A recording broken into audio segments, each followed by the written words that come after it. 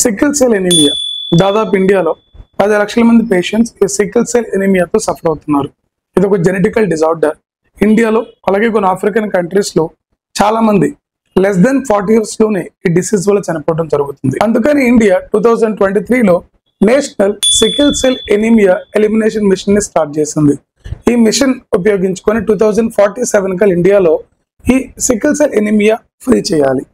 ఏంటి sickle cell anaemia అంటే? ఇది ఒక జెనెటికల్ డిజార్డర్. జనరల్ గా మీ బ్లడ్ లో ఆర్బీసీ, డబ్ల్యూబీసీ అనే సెల్స్ ఉంటాయి. RBC cells basically round and flexible గా ఉంటాయి, which is easy to move from your nerve system.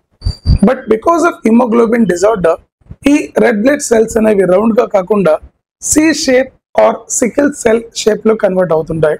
ఈ సికిల్ సెల్స్ వల్ల బ్లడ్ ఫ్లో అనేది బాడీలో చాలా తక్కువగా అవటం, బ్లడ్ బ్లాకేజ్ అవ్వటం, muscle pain, nervous pain and various organs disorder కూడా ఏర్పడుతుంది. వీటి వల్ల పీపుల్ లెస్ దెన్ 40 years గా చనిపోతున్నారు. ఈ సికిల్ సెల్ ఎనీమియా డిసీజ్ ఇండియాలో మోస్ట్ గా ట్రైబల్ పాపులేషన్ లో ఉంటుంది. ఒరిస్సా, ఛత్తీస్గఢ్, జార్ఖండ్, మధ్యప్రదేశ్ ఈ ప్లేస్ లో ఉన్న ట్రైబల్స్ లో maximum people are suffering with this sickle cell anaemia. Hence, it is the need of the hour to eliminate from India. India wanted to eliminate this by 2047.